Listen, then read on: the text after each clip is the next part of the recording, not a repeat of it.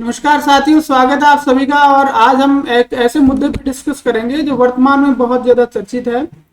जी हाँ, हम बात करेंगे SC/ST उपवर्गीकरण की। वर्तमान में जो सुप्रीम कोर्ट का जो जजमेंट आया है, उस जजमेंट के क्या मायने हैं, किसे फायदा होगा, किसे नुकसान होगा, उसकी वास्तविकता क्या है, उसके संवैधानिक प्रावधान क्या है, कॉन्स्टिट्यूशनल प्रोविजन में वो कहाँ सही ठहरता है, क्या सारी चीजें, उन सारी चीजों पे अगले हम 5-7 मिनट में ये बात करेंगे। तो आप जो है वो लास्ट तक बने रहिए, पूरी कहानी को बड़े इंटरेस्टिंग तरीके से हम यहाँ पे रीड करेंगे। तो स्टार्ट करते हैं। सबसे पहले सुप्रीम कोर्ट का फैसला ST/ST रिजर्वेशन पे क्या फैसला रहा और क्या नहीं रहा, ये शुरू करने से पहले हम बात करेंगे कि आरक्षण क्या है, आरक्षण की शुरुआत कहां से हुई, और पूरा एक एक करके हम इस पूरी कड़ी को जोड़ते जाएंगे। तो सबसे पहले अगर हम बात करें आरक्षण का प्रारंभ, तो आरक्षण की जो शुरुआत थी वो सबसे पहले 19वीं सदी से मानी जाती है। आज से लगभग 141 साल वर्ष पहले एक समाज सेवी हुए थे जिनका नाम था ज्योतिराव गोविंदराव फुले। ज्योतिराव गोविंदराव फुले, जिनको ज्योतिबा फुले के नाम से भी जाना जाता है। सबसे पहले ज्योतिबा फुले जो थे, उन्होंने अंग्रेज सरकार से मांग रखी कि जो लोग सामाजिक और शैक्षणिक दृष्टि से पिछड़े हुए हैं, जो लोग सामाजिक और शैक्षणिक दृष्टि से पिछड़े हुए हैं, ऐसे लोगों के लिए सरकार को चाहिए कि इन लोगों को आगे लाने के लिए सरकार के द्वारा कोई प्रावधान किया जाए, इनकी कुछ चीजों में छूट दी जाए। अंग्रेज सरकार ने भी उनकी बात को स्वीकारा, उसे माना, और इस चीज की जांच करने के लिए एक कमेटी गठित की जिसको कहते हैं हंटर कमीशन। हंटर आयोग जो है WW हंटर की अध्यक्षता में, ये WW हंटर थे, इनकी अध्यक्षता में जो है वो हंटर आयोग गठन हुआ 1882 में। और इस हंटर आयोग ने कुछ सिफारिशें दी कि वास्तविक रूप से जो पिछड़े जो लोग हैं, जो असामाजिक और शैक्षणिक दृष्टि से पिछड़े हुए हैं, उन लोगों के लिए सरकार को कुछ करना चाहिए। लेकिन अंग्रेज सरकार ने उनके लिए कोई विशेष प्रावधान नहीं किए।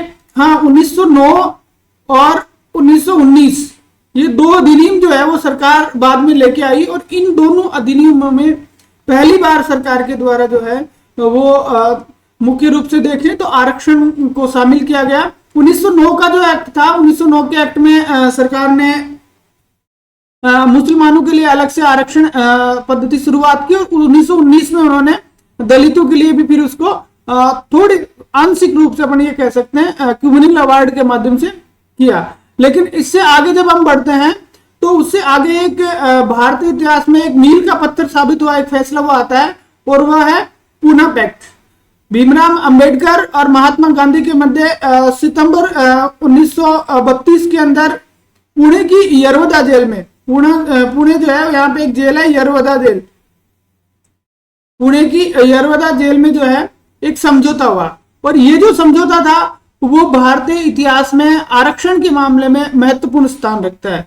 भीमराव अंबेडकर ने डिमांड रखी कि जो लोग ऐतिहासिक दृष्टि से पीड़ित हैं, जो सामाजिक और शैक्षणिक रूप से पिछड़े हुए हैं, ऐसे लोगों को जो है वो सरकार अलग से प्रावधान करे उनके लिए, और गांधी जी को उस पर सहमत किया। और इस प्रकार से 1932 का ये जो पूना पैक्ट था, इस पूना पैक्ट के अंदर पहली बार जो केंद्रीय असेंबली थी,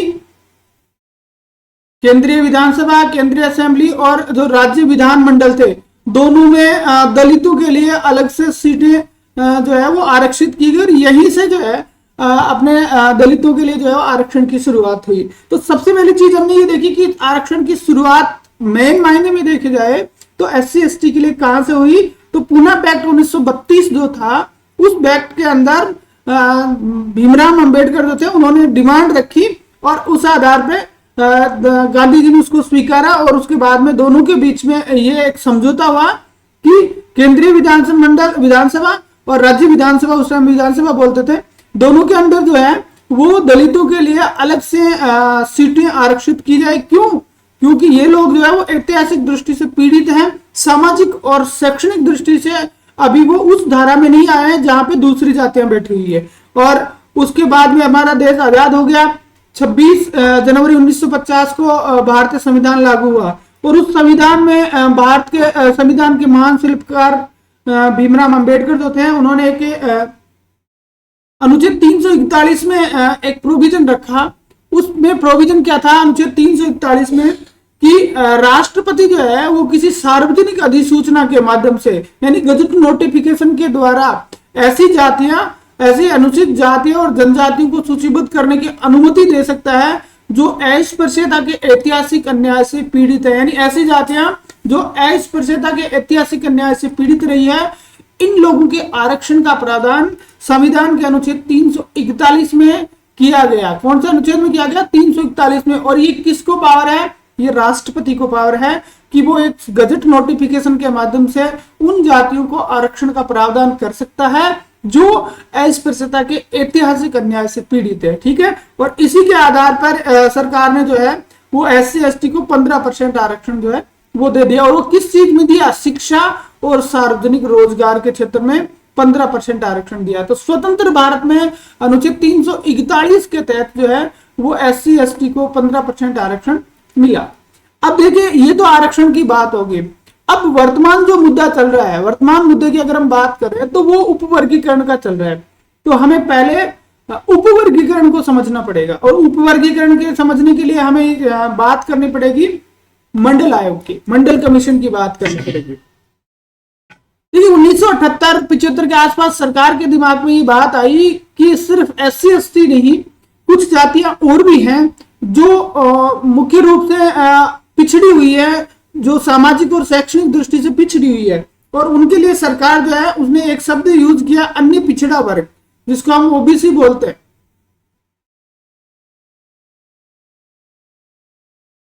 OBC, ठीक है। बिहार के पूर्व मुख्यमंत्री रहे BP मंडल। BP मंडल जो है उनकी अध्यक्षता में 1979 में एक आयोग गठित किया गया जिसका नाम था मंडल आयोग। और इस आयोग को क्या काम दिया गया? इस आयोग को काम दिया गया कि आप जो है वो पता कीजिए कि ऐसी कौन सी जातियां हैं जिनको वास्तव में और आरक्षण दिया जाना चाहिए, जिनको वास्तव में और आरक्षण दिया जाना चाहिए। मंडल आयोग जो था वो मंडल आयोग ने पूरी जांच की, और जांच करने के बाद में 1980 में इन्होंने जो है वो अपनी रिपोर्ट सरकार को पेश कर दी। 1980 में रिपोर्ट सरकार को पेश करी, और लगभग 2500 के आसपास जातियां उन्होंने बताई कि ये वो जातियां हैं जो पिछड़ी हुई है, इनको OBC में स्थान मिलना चाहिए, इनको OBC में स्थान, इनको आरक्षण का लाभ मिलना चाहिए। ये किसने कहा? मंडल आयोग ने कहा। 1990 में VP सिंह सरकार जो थी उसने इसको लागू कर दिया, और लागू करते ही भारी विरोध का सामना करना पड़ा, क्योंकि एक तो इसमें क्या हुआ कि जो सीमा थी आरक्षण की वो बहुत ज्यादा हो गई थी। तो अनारक्षित जो शब्द जो क्षेत्र था वो बहुत कम रहा था, क्योंकि इसने कहा था कि सार्वजनिक नौकरियों में और शिक्षा के क्षेत्र में ये जो OBC वर्ग है इसको कितना % आरक्षण दिया जाना चाहिए? 27% आरक्षण की अनुशंसा की थी। 1990 में सरकार के द्वारा जब इसको लागू किया गया तो लागू करते ही ये विवाद का विषय बन गया, और मामला सीधा कहां पहुंच गया? कोर्ट पहुंच गया। और कोर्ट में वो बहु प्रतीक्षित जो मामला था, और उसका नाम था इंदिरा साहनी मामला, Indira Sawhney case, import judgement that transformed India, case number 15 Indira Sawhney versus union of India 1992। ठीक है, 1992 के इंदिरा साहनी मामले में मंडल कमीशन की जो रिपोर्ट थी जिसको 1990 में लागू किया गया था, उस रिपोर्ट को जो है वो चैलेंज किया गया, और न्यायालय ने यहाँ पे कई जजमेंट दिए। उन जजमेंट में से हम यहाँ सबको डिस्कस नहीं करेंगे, हम एक जजमेंट को डिस्कस करेंगे। यहां से एक शब्द जो है वो न्यायालय द्वारा बनाया गया, और उस शब्द का नाम था creamy layer. Creamy layer Hindi में बोलते हैं इसको मलाईदार परत, मलाईदार परत। ठीक है, मलाईदार परत। ठीक है, तो सबसे पहले इंदिरा साहनी मामले 1992 के अंदर सुप्रीम कोर्ट जो है उन्होंने क्रीमी लेयर शब्द दिया, और उन्होंने ये कहा कि एक सीमा होनी चाहिए कि OBC को 27% आरक्षण को उन्होंने अलाउ कर दिया कि OBC को 27% आरक्षण दिया जाए, कोई दिक्कत वाली बात नहीं है। लेकिन OBC में जितनी जातियां हैं, क्या वो सभी जातियां और उन जातियों के क्या वो सभी लोग पिछड़े हुए हैं? तो बात ये निकल के आई कि सब लोग पिछड़े हुए नहीं है, और इसी को आधार बनाकर एक क्रीमी लेयर का सिद्धांत जो है 1992 के इंदिरा साहनी मामले में सुप्रीम कोर्ट के द्वारा दिया गया।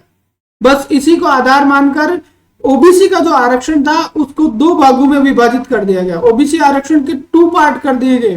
कौन कौन से? एक तो क्रीमिलियर और दूसरा हो गया नॉन क्रीमिलियर। नॉन क्रीमिलियर, एक क्रीमिलियर हो गया, दूसरा हो गया नॉन क्रीमिलियर। और सरकार ने क्या किया कि कोर्ट ने कहा कि एक ऐसी कमेटी गठित की जाए जो क्रीमिलियर की सीमा निर्धारित करे। देखिए, क्रीमिलियर आय के आधार पर निर्धारित कर दिया गया, तो ये हो गया ओबीसी का उपवर्गीकरण। यहां आपको ध्यान रखना है, वर्तमान मुद्दा इसी से जुड़ा हुआ है, ठीक है, कि 1992 के इंदिरा साहनी मामले से क्रीमिलियर और नॉन क्रीमिलियर दो प्रकार की कैटेगरी बन गई। आरक्षण के अंदर आरक्षण हो गया, आरक्षण के अंदर आरक्षण हो गया। अगर हम आगे चलते हैं तो 1992 के इंदिरा साहनी मामले में सुनवाई करते हुए सुप्रीम कोर्ट ने ओबीसी में क्रीमिलियर के मानदंड निर्धारित करने के लिए एक विशेषज्ञ कमेटी का गठन किया था, ठीक है। और ये जो कमेटी थी वो सेवानिवृत्त जज RN प्रसाद के नेतृत्व में बनाई गई थी। ये इसको रामनंदन समिति भी बोलते हैं, कई जगह नाम पूरा आता है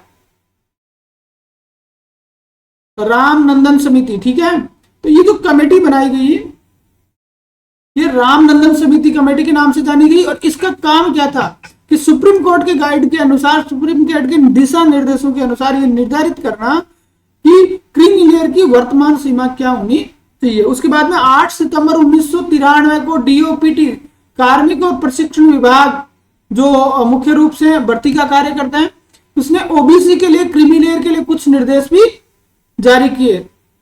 और सबसे मेन चीज क्या थी कि जो लोग क्रीमिलियर में आएंगे वो पिछड़े वर्ग यानी ओबीसी के जो लोग क्रीमिलियर में आएंगे उनके बच्चों को आरक्षण का लाभ नहीं दिया जाएगा। बस यही बात जो थी वो क्रीमिलियर में थी, ठीक है। तो इंदिरा साहनी मामले 1992 में क्रीमिलियर और नॉन क्रीमिलियर के लिए फिर रामनंदन कमेटी बनी।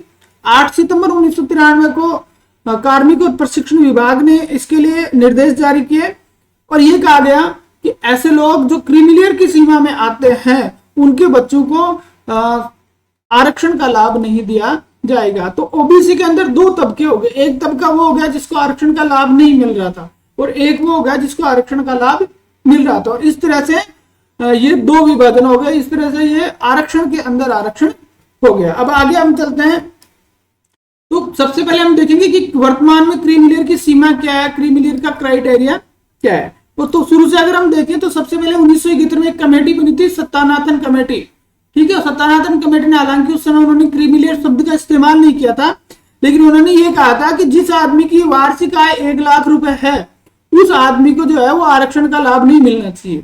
सत्यानाथन कमेटी 1971 उसने अनाउंस किया कि जिसकी वार्षिक आय 1 लाख रुपए है उसको जो है वो क्या नहीं करना चाहिए, उन्हें आरक्षण का लाभ नहीं मिलना चाहिए। 2014 में इस 1 लाख की सीमा को बढ़ा के 2.5 लाख कर दिया गया। 2013 में इसको जो है 6 लाख कर दिया गया और 2017 में इसे बढ़ाकर 8 लाख कर दिया गया। तो वर्तमान में कितनी है? वर्तमान में जो व्यक्ति 8 लाख रुपए से अधिक कमाता है, ठीक है, 8 लाख से ज्यादा कमाता है, वो किस में आएगा? ओबीसी का बंदा किस में आएगा? क्रीमिलियर में आएगा। और क्रीमिलियर में जो आएगा उसके बच्चों को आरक्षण का लाभ नहीं मिलेगा। डीओपीटी ने यह भी निर्धारित किया कि हर 3 साल से जो है वो ये रेट संशोधित की जाएगी, लेकिन अभी तक इसको 2017 के बाद में इसका संशोधन नहीं किया गया है, ठीक है। ओबीसी आयोग बनाया हुआ है एक अनुच्छेद 340 के तहत, जिसको संवैधानिक दर्जा भी है। उसने कहा कि ये जो इनकम है इसको 15 लाख कर देना चाहिए, ठीक है। वर्तमान में कितनी 8 लाख है, तो इस 8 लाख को बढ़ा के कितना कर देना चाहिए? 15 लाख कर देना चाहिए। तो कुछ दिशा निर्देश जारी हुए थे कि क्रीमिलियर में कौन कौन लोग आते हैं। तो अन्य पिछड़ा वर्ग के व्यक्ति जो सरकारी कर्मचारी नहीं है, जो सरकारी कर्मचारी नहीं है, उनके माता पिता की वार्षिक आय यदि 8 लाख रुपए प्रति साल से ज्यादा है तो वो क्रीमिलियर श्रेणी में आएंगे, ठीक है, जो सरकारी कर्मचारी नहीं है। एक जिनके माता पिता गवर्नमेंट जॉब में हैं लेकिन उनका पद जो है वो प्रथम श्रेणी के अफसर का है, जैसे मान लीजिए कोई आईएएस है, तो आईएएस का जो पुत्र है, ठीक है, प्रथम श्रेणी अफसर है, तो उनको जो है वो इसका लाभ नहीं मिलेगा। तो ये दो चीजें ध्यान रखी गई। लेकिन 14 अक्टूबर 2004 को एक ऑर्डर जारी हुआ और उसमें ये कहा कि ये जो जब हम क्रीमिलियर की सीमा निर्धारित करेंगे उस समय वेतन और कृषि जमीन से जो आमदनी होगी उसको इसमें शामिल नहीं किया जाएगा, ठीक है। तो अगर प्रथम श्रेणी, दो चीजें ध्यान रखनी है, अगर गवर्नमेंट सर्वेंट नहीं है तो 8 लाख रुपए से आय, उसमें कृषि की आय जो है वो शामिल नहीं करनी है। और दूसरी है कि प्रथम श्रेणी रैंक का कोई अफसर है उसकी, ठीक है। तो इस तरह से ये हुआ।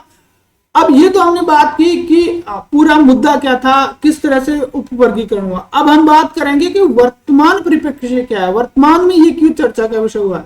माननीय सुप्रीम कोर्ट ने SC/ST आरक्षण कोटे के भीतर एक फैसला सुनाया है और उस फैसले में इन्होंने कहा है कि फैसले में एक 7 जजों की बेंच थी। कितने जजों की बेंच थी? 7 जजों की एक बेंच थी। ये सभी 7 जज जो है, इन 7 जजों की जो बेंच थी, उस बेंच ने ये फैसला सुनाया कि जिस तरह से ओबीसी में उपवर्गीकरण है उसी तरह से SC/ST जो है ना, SC/ST में भी क्या होना चाहिए? उपवर्गीकरण होना चाहिए। यानी SC/ST में भी क्रीमी लेयर की जो अवधारणा है वो लागू होनी चाहिए। किसमें? SC/ST में। तो SC/ST में भी वे लोग जो जिनकी एक निर्धारित सीमा की जाएगी कि इतने लाख रुपए से ज्यादा कमाते हैं, उनको आरक्षण की सीमा से बाहर किया जाने थे। इस तरह से SC/ST को ही में जैसे ओबीसी में है कोटे के अंदर कोटा, या आप ये कह सकते हैं कि आरक्षण के अंदर आरक्षण, ठीक है। तो 2 भागों में भी डिवाइड कर रखा है, उससे हम वही सीमा स्थिति यहाँ होनी चाहिए। यहाँ एक मेन चीज हमें ध्यान देने वाली चीज है कि जो 7 जजों की बेंच थी उसमें से 6 जजों ने ये कहा कि SC/ST में क्रीमी लेयर के निर्धारण किया जाना चाहिए, और एक जज जो है उन्होंने इससे असहमति जताई। उनका नाम आप जरूर याद रखें, महिला जज है जस्टिस बेला त्रिवेदी। जस्टिस बेला त्रिवेदी जो है उन्होंने कहा कि नहीं, ये बात गलत है। अब सुप्रीम कोर्ट जो है, सुप्रीम कोर्ट ने ये फैसला किस पे छोड़ा है? राज्यों पे छोड़ा है कि राज्य चाहें तो वो अपने यहाँ पर इसके लिए जो है वो प्रावधान कर सकते हैं, अधिनियम ला सकते हैं कि वहां की जो SC/ST का जो आरक्षण है उस आरक्षण में क्रीमी लेयर और नॉन क्रीमी लेयर की सीमा का निर्धारण किया जाए। अब ये राज्यों पे डिपेंड करता है, और इसी चीज को लेके जो है वो वर्तमान में क्या हो रहा है? विवाद हो रहा है, वर्तमान में आंदोलन हो रहा है। अब अगर हम वर्तमान फैसले का असर अगर हम देखने की बात करें तो शॉर्ट में हम बात करेंगे कि वर्तमान फैसले का असर क्या होगा। जो सुप्रीम कोर्ट ने वर्तमान फैसला सुनाया है उस वर्तमान फैसले का असर क्या होगा। तो देखिए, वर्तमान फैसले का सीधा सा असर यही है कि अगर SC/ST का उपवर्गीकरण कर दिया जाता है तो SC/ST जो है वो 2 भागों में विभक्त हो जाएगी। एक भाग जो होगा वो क्या होगा? जिसको आरक्षण मिलेगा, और दूसरा जो भाग होगा उसको आरक्षण नहीं मिलेगा। एक को आरक्षण प्राप्त होगा, दूसरे को आरक्षण नहीं मिलेगा। लेकिन यहाँ पे काम की चीज ये है कि जो लोग सक्षम हैं, जो लोग सक्षम हैं और उनकी आय एक निश्चित निर्धारित अवधि से, निर्धारित सीमा से ज्यादा है ओबीसी की तरह, वो बाहर हो जाएंगे। और गरीब तबके के जो लोग जिनको इसलिए आरक्षण का लाभ नहीं मिल पाया क्योंकि वो सक्षम नहीं थे, उनके पास उतने संसाधन नहीं थे, इस कारण से वो हमेशा जो है वो पिछड़े ही रहे, उन लोगों को आगे आने का अवसर मिलेगा। अब ये राज्यों पे डिपेंड करता है कि वो इसको लागू करते हैं क्या नहीं करते हैं। वर्तमान में इसी चीज को लेकर विरोध जो है वो चल रहा है। तो ये था अपना आज का पूरा जो करंट टॉपिक था SC/ST वर्गीकरण और उसके मायने, उस पर अपना एक छोटा सा विचार। धन्यवाद।